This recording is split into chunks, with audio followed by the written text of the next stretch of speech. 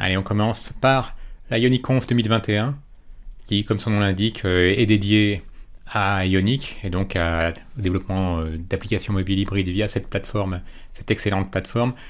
Et donc, si vous voulez vous inscrire, ce sera disponible, alors, ce sera sans doute 100% en ligne du fait du Covid, de la Covid, on devrait dire. Et donc, il faudra simplement vous inscrire via ce formulaire minimal, mais qui fait bien son office, si vous voulez m'être mis au courant. Alors, c'est même pour s'inscrire tout court. Et pour savoir ce qu'il en sera, bah voilà, on a les différents speakers. Donc, si moi j'en connaissais un, lui j'avais suivi son cours sur linda.com, c'était très bien. Genesis, je connais un des fondateurs de Genesis, donc c'est une très bonne entreprise également, et qui s'est spécialisée en France sur Ionic. Bon voilà, donc ça fait au moins de bonnes raisons, puis les autres, ce sera l'occasion de les découvrir. Bienvenue sur Code Concept, la chaîne qui booste votre progression en JavaScript front, back et full stack. Abonnez-vous pour être sûr de ne rater aucune vidéo. Puisqu'on est dans les conférences, eh bien celle-ci c'est la Front-End Test Fest, et qui comme son nom l'indique est dédiée au front-end et surtout aux tests. Donc les tests, on sait que c'est important. J'ai échangé pas plus tard qu'hier avec Xavier, que je salue, sur le fait qu'il me demandait notamment pourquoi dans mes formations j'incluais pas du test. En fait, parce que le but de mes formations c'est de faire monter en compétence rapidement sur une techno, et que malheureusement aussi souvent sur des missions qui étaient vendues pas cher, donc c'est des missions pilotées par les coûts, comme on dit, juste pour dire que c'est vendu pas cher par un client qui vous tord. Eh bien, il voulait en plus voir rapidement les résultats, et donc les tests c'est pas visible. En revanche, les fonctionnalités c'est visible. Donc on consacrait pas autant de temps que ce qu'on aurait voulu dans les tests, sauf dans certaines missions où là on pouvait chiffrer plus lourd et on pouvait monter en compétence sur les outils de test qu'il y avait en local. Alors, à l'époque c'était beaucoup Karma. En ce moment, ce qui a plutôt le vent en poupe, c'est Jest, qui vient du monde de React. Cypress pour faire du end-to-end test. Donc ça va être évoqué, vous avez vu ici on voit Cypress, il y aura Jest sans doute pas loin. Et donc voilà, si vous voulez une journée consacrée au test, alors ça sera le 8, je suis pas certain que cette vidéo sera sortie avant, j'enregistre le 7, mais en ce moment je suis pas mal dans le jus, donc je pense pas que je pourrais éviter de mettre en ligne ce soir. Donc peut-être qu'avec les heures, les différences de fuseaux horaires, vous allez pouvoir quand même voir des choses, puisque si on va plus à l'ouest, le décalage horaire devrait être favorable. Donc surveillez cette Front-End Test Fest. Alors vous vous souvenez, il y a quelques mois de ça, je vous avais parlé des nouveautés d'ECMAScript 2021 qui allaient sortir. Bon, maintenant, elles sont déjà dans vos navigateurs, comme par exemple ce numérique separator, qui est même pratique. Eh bien, regardez par exemple, vous voyez qu'on voyait un long chiffre, tel que, là je mets un peu n'importe quoi. C'est pas facile de savoir qu'est-ce qu'on a. Est-ce qu'on a 12 milliards? Est-ce qu'on a... Comment ça le point log? Est-ce qu'on a plutôt 120 millions, 123 milliards? Et donc, avec ce proposal numérique separator, c'est plus une proposition, parce que maintenant, vous allez voir, c'est reconnu dans le navigateur. On peut séparer avec des tirets, et votre code JavaScript va très bien comprendre ce qui se passe. Donc vous avez vu, il comprend bien que c'est 1, 2, 3, 4, 5, 6, 7, 8, 9, que c'est 123 milliards. Et d'ailleurs, pour lui, il le rend bien étant 123 milliards. Vous avez vu, quand on le voit sous cette forme, pour un humain, c'est beaucoup moins facile à reconnaître. Ça, c'est une des choses qui m'a bien plu. Maintenant, vous avez vu, c'est présent dans cette version de Chrome. Pareillement, je pense, dans Firefox et Edge. Autre chose qui m'a bien plu, c'était le Replace All. Voilà, on peut un peu s'amuser avec. Alors, cette page, elle a pas mal d'erreurs. Sur erreurs JavaScript sur mozilla.org, c'est pas mal. Donc, si vous voulez faire allez, on va prendre alpha. Et au lieu d'alpha, on décide de mettre des X à la place des A, donc alpha. Et si vous aviez envie de remplacer toutes les occurrences de X, vous pouvez faire un replace all, et oui, c'est reconnu. Et vous pouvez remplacer X, par exemple, par des A. Par des A. Et voilà, ça marche, replace all. Ça, c'en est un autre qui me plaît bien également. Alors que avant ce replace all, il fallait utiliser des regex. Mais vous pouvez aussi utiliser des regex avec. On a le droit d'être maso. Non, j'aime bien les regex, mais bon, il faut en faire régulièrement, sinon on oublie. Également, comme son nom l'indique, promise.ini, j'aurais pas grand chose à vous démontrer, il faudrait que j'utilise plusieurs promesses conjointement, comme son nom l'indique. Ça vous permet, si vous avez plusieurs promesses qui se tirent la bourse, on peut dire, et que vous voulez être mis au courant quand une d'elles répond, voilà, donc vous utiliserez promise.any. Qu'est-ce qu'il y a d'autre comme nouveauté? Alors celle-ci, là ça commence à être celle que j'utiliserai pas forcément au quotidien, et des weakref, tout simplement parce que bon, je viens du C#, j'avoue. J'ai jamais eu à gérer moi-même la mémoire, donc pour ça je fais confiance au garbage collector. Dites-moi en commentaire, je serais curieux de savoir qui parmi vous a connu le C++, et d'ailleurs ça reste toujours un langage plein d'avenir, même si Rust commence à lui tondre un peu la laine sur le dos. Ça reste, C++ a un avenir encore radieux, il n'y a aucun problème là-dessus. Et donc avec les weakref, l'intérêt de la chose, c'est que ça vous permet de déclarer un objet qui pourra être nettoyé, si on peut dire, supprimé de la mémoire, quand le moteur JavaScript décide que bon, il peut s'en débarrasser. Alors je trouve ça un peu dangereux, je préfère laisser faire le moteur JavaScript. Et bon, pour créer une weakref, c'est tout bête, hein. Ouais, on va créer un objet. On dit que c'est une nouvelle, ça va être l'occasion de voir s'il est reconnu. Oui, weakref également. Bon, vous créez votre weakref. Et dedans, vous mettez un objet, par exemple. Allez, on va mettre channel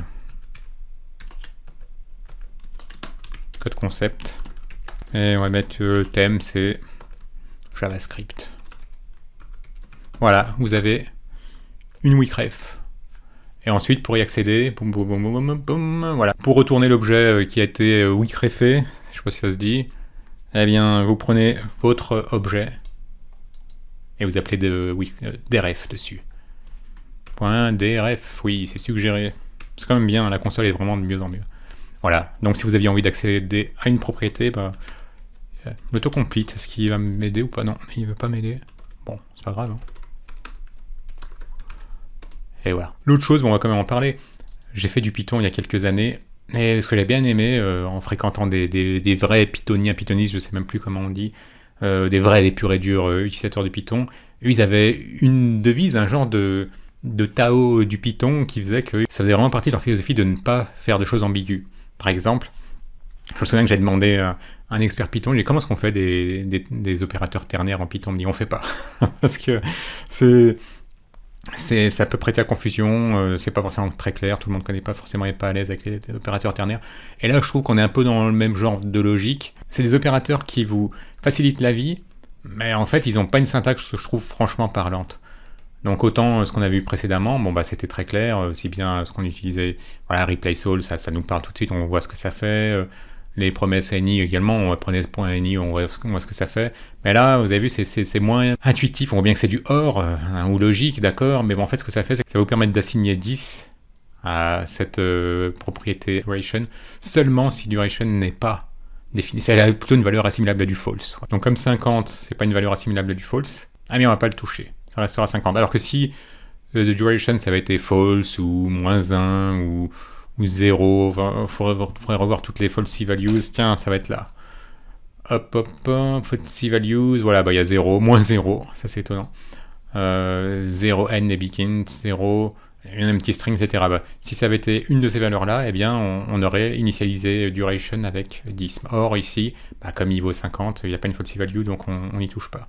Là, en revanche, comme title est une chaîne vide, donc c'est assimilable à du false, eh bien, il va lui assigner title is empty. Voilà, bien, donc on a des opérateurs qui font la même chose, ça on peut le refermer, avec le et, donc le logical and. Il vous assigne la valeur qui se trouve à droite du signe égal, seulement si sa valeur initiale est assimilable à du true. Et je suis quand même obligé de réfléchir une seconde ou deux, c'est pour ça que je pense que je ne vais pas les adopter aussi vite que les 3 premiers exemples utilisés. Donc voilà, si A a une valeur assimilable à du true, eh ben on change sa valeur pour 2. Voilà. Et ici, B, comme il a une valeur assimilable à du false, vu que c'est 0, eh bien on ne va pas lui attribuer 2, il va rester à 0. Un qui est plus pratique, c'est l'occasion que je vous reparle de ce site qui est très bien, parce qu'il vous permet de taper. Si vous tapez ça dans le champ de recherche de Google, il va vous l'interpréter, enfin il ne va pas réussir à vous retrouver ce que vous cherchez, alors qu'ici, n'hésitez pas à le mettre, je le mettrai en description, en commentaire, à le mettre dans vos favoris, parce que je n'arrivais pas à trouver cet opérateur qui finalement est celui qui pourrait servir le plus souvent, parce que je me suis resservi de ce site qui est très bien fait, j'aime bien ce que fait Josh Como. Ça vous permet de taper des expressions qui vont pas, qui sont plus difficiles à faire reconnaître par Google, quand vous faites une recherche Google. Donc il reconnaît tout ce qui est JavaScript. Donc c'est du OU. Ah voilà, c'est même encore mieux, vous voyez, je vais retrouver celui que j'avais en tête. C'est lui. Voilà, le Logical Knowledge Assignment. Voilà, donc ça vous évite de tester si quelque chose est nul ou quelque chose est undefined. Vous assignez, sinon vous assignez pas. Bah, de nouveau, ça c'en est un. Chaque fois, je vais devoir me rappeler ce que ça fait, donc je suis pas sûr de l'adopter, mais je vous le montre quand même. Donc voilà, on a x qui a une valeur assimilable à du false, et comme ce 0 c'est ni null ni undefined, eh bien ça devrait pas lui affecter 2.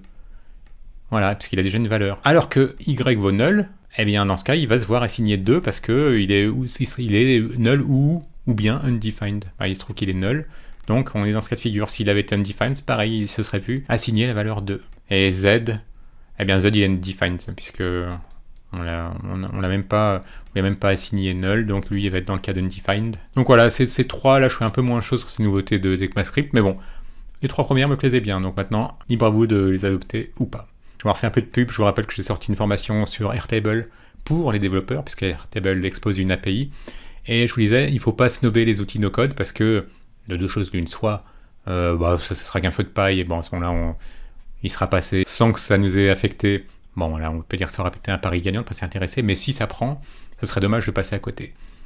Et donc, moi, je m'étais dit, autant les prendre en tant que développeur, donc étudier les outils no-code qui exposent une API. C'est le cas de Airtable. Et bien en plus, quand vous montez en compétence sur Airtable, vous pouvez voir que vous pouvez trouver des jobs de vrais développeurs, puisque cette annonce, je suis tombé dessus, en allant voir les jobs qu'il y avait sur Airtable. Voilà, vous avez vu, ils cherchent un développeur full stack. Donc un vrai développeur qui doit savoir être développé aussi bien en front qu'en back. Donc c'est pour ça que je vous disais, ne prenez pas de haut, ne snobez pas Airtable, Notion et tout ce genre d'outils qui exposent des API, parce qu'en les prenant en main déjà, vous allez pouvoir découvrir ce qui se fait dans le monde du no-code et du low-code, et en plus pouvoir ensuite postuler à des jobs proposés par ces entreprises, parce que en fait, vous connaîtrez leurs produits, vous connaîtrez leurs API, et le fait que vous êtes développeur, ça vous ouvrira de nouvelles opportunités. Et ça me permet de faire la transition avec cet outil, qui est un outil basé sur Vue, et qui finalement est une ressucée, si on peut dire, d'Airtable, mais en version open source, gratuit, et développé avec Vue. Ça s'appelle, alors je sais pas comment il le prononce, NoCoDB, NoCodeB, NoCoDB, on va l'appeler comme ça. Et donc si vous voulez, je vais vous mettre ça aussi en description. Voilà, des open source Airtable alternatives, c'est ce que je cherchais, c'est une alternative open source à Airtable. Mais bon, comme Airtable ne fait que monter, je vous recommanderais quand même de monter en compétence sur Airtable, et ensuite, bon, je vais jouer avec ce NoCoDB aussi, mais quand même de faire les deux. Mais si vraiment vous êtes à fond open source, eh bien à ce moment-là, n'hésitez pas, vous allez voir qu'Airtable a des atouts, et bien vous pourrez retrouver des atouts d'Airtable, avec en plus, c'est bien le bénéfice de l'open source. Un article intéressant de Maxime, j'ai oublié son nom de famille en entier, Maxime Poutor, je crois, je veux pas faire d'erreur. Maxime Poutor, c'est bien ça. Et donc il a écrit un article très intéressant sur l'architecture d'une énorme application Vue.js. Comme il le dit assez humoristiquement, son application elle n'est pas grosse, elle est trop grosse. Donc c'est un article très intéressant qui vous montre ce que ça peut représenter de travailler sur un projet Vue. Je repasse en dark mode, qui a plus de 5000 fichiers Vue ou JavaScript, ça veut dire plus de 650 000 lignes de code. C'est une appli qui a 10 ans, donc qui a dû commencer au départ sans Vue, qui ensuite s'est vu adjoindre Vue, qui a des repos et des monorepos, et c'est une single page application avec plus de 30 écrans. Donc là, vous allez pouvoir voir l'architecture qu'il a adoptée, où en fait, on a un module par vraiment fonctionnalité, donc un module dédié à la liste des produits, un module dédié au paiement, un module dédié aux users, etc. Avec une couche transverse. Hein, ça me rappelle vraiment ce qu'on voyait quand on faisait des applications n-tier, avec en plus la couche transverse. Et ensuite, une couche corps. Et donc, il explique ce qu'il utilise. Et c'est bien, il y a vraiment un point de vue critique, surtout, par exemple, sur Vuex, il n'y a pas que du positif. Il explique bien que dans certains cas, ça leur complique la tâche, mais il explique pourquoi. Donc, il est vraiment dans le ça dépend. Donc, plus on devient senior, on peut dire, en développement, plus on se retrouve à répondre ça dépend, parce qu'on se rend compte qu'il y a toujours du pour et du contre à peser. Le terme précis m'échappe en ce moment. Il y a toujours des compromis. Voilà, c'est le terme que je cherchais. Il y a toujours des compromis à faire. Et donc c'est très bien utilisé dans cet article. Voilà, il vous explique comment, après il y a des détails techniques, comment ils font pour enregistrer des modules. Voilà, bon, ils utilisent le lazy loading avec une fonction qui utilise elle-même la fonction import, soit en pointant vers un de leurs modules, avec ma grosse police, j'arrive pas à tout voir. Voilà. Soit en pointant vers un chemin local. Bon, il y a des points spécifiques pour vous intéresser. Voilà, ils utilisent plusieurs frameworks. On voit qu'ils utilisent via une architecture du type micro-frontends qui vous permet d'utiliser du Vue, de l'Angular, du React. Alors, je ne sais pas s'ils illustrent un peu moins le principe ou s'ils l'ont utilisé dans leur projet. Et voilà, Webpack 5, les avantages de Webpack 5. Notamment, ce qu'il leur a bien plu dedans, c'était le module Federation, comme il le résume ici, qui permet d'exécuter du code qui se trouve dans un autre bundle ou un autre build. Voilà, ils ont une architecture assez complexe, même pour Vuex, parce que souvent on vous dit vous devez utiliser un store central quand votre application commence à être très complexe et que vous voulez, par exemple, voilà, c'est bien illustré ici, vous voulez faire communiquer ces deux composants qui sont des enfants, petit-enfants, arrière-petit-enfants, c'est quand même pénible à chaque fois de devoir émettre des properties, des custom properties, et ensuite de redescendre via des props, alors que vous pourriez communiquer directement les composantes via un store central. Mais bon, le store central leur a aussi valu certains problèmes, du fait que certaines personnes ont tendance à tout mettre tout et n'importe quoi dans le store central, et notamment des morceaux d'état qui doivent plutôt être propres à un component, mais ça c'est pas ça qui leur a posé problème. Ouais, voilà, ça il en parle. Donc il y a des gens qui mettent n'importe quoi dans le store et je pense qu'il évoque ce problème-là. C'est plus difficile de tester quand on a des stores, que vous avez, c'est quasiment des fuites mémoire, quand vous avez des choses qui continuent à exister en mémoire au niveau de scoped stores, et que quand vous avez de nombreuses mutations, vous vous souvenez que dans le monde de Vuex, il n'y a pas que des actions qu'on dispatche, il y a aussi des mutations qu'on commit, que le code mort n'est pas facile à identifier. Donc vous voyez, c'est très bien, beaucoup de choses qui sont critiques. Voilà, sur l'usage de TypeScript, pourquoi finalement ils ont renoncé à utiliser TypeScript. Il est très bien, c'est un article très bien fait, donc je vous laisse. Et pour Vue 3, voilà, ils en sont en train de migrer. Donc c'est vraiment un très bon article, ce qui fait que moi je pense que je vais lire d'autres articles de Maxime. J'ai un doute, Maxime Poutor, c'est bien ça. Maxence, pardon Maxence, si tu passes par là. Maxence Poutor. Pour rester dans l'univers de Vue, si vous avez envie d'essayer l'excellent bundler Vite, alors donc c'est du français, maintenant on sait que Vue, moi j'ai toujours dit Vue, en fait c'est Vue, parce que c'est le mot français Vue, pour View, enfin la fameuse View, en anglais V-I-E-W, il l'a traduit en Vue, donc il utilise des mots français, Evan New. Vite, c'est un bundler qui est vraiment monté en popularité, je crois qu'il a été développé d'ailleurs par Evan New aussi. Et bien là aussi, vous voulez avoir un petit starter kit qui vous permet de démarrer un projet Vue 3, avec Vite comme bundler, TypeScript, d'avoir nativement Vue configuré avec TypeScript, ESLint et Prettier, vous pouvez essayer ce Vite Vue 3 Starter. La sécurité, vous vous souvenez, je vous en parle régulièrement dans la dernière veille techno qu'on avait fait ensemble. Je vous avais dit que maintenant, les hackers ciblent de plus en plus les développeurs, alors qu'à une époque, on avait tendance un peu à se moquer, on disait, de toute façon, les gens que le problème est toujours entre l'écran et la chaise, donc si les gens arrêtaient d'ouvrir n'importe quoi, n'importe quelle pièce jointe qu'on leur envoie, il y aurait sans doute moins de virus installés sur un poste, puis après qui infecteraient des réseaux entiers. Mais il se trouve que maintenant, il y a de plus en plus de packages malveillants qui sont installés, donc vous pouvez installer via NPM sans vous en rendre compte, soit parce que vous avez fait une typo dans un nom de package, soit dans un nom de package, soit parce que certains packages sont déclarés, alors il faudrait que je me rappelle du mécanisme assez vicieux qui a été utilisé, que si vous utilisez un package avec une autre extension, qui pointe vers une URL d'une autre extension, eh bien vous pouvez vous retrouver à faire installer des utilisateurs des packages connus depuis un repo malveillant plutôt que depuis un repo officiel. Enfin, c'est quelque chose comme ça.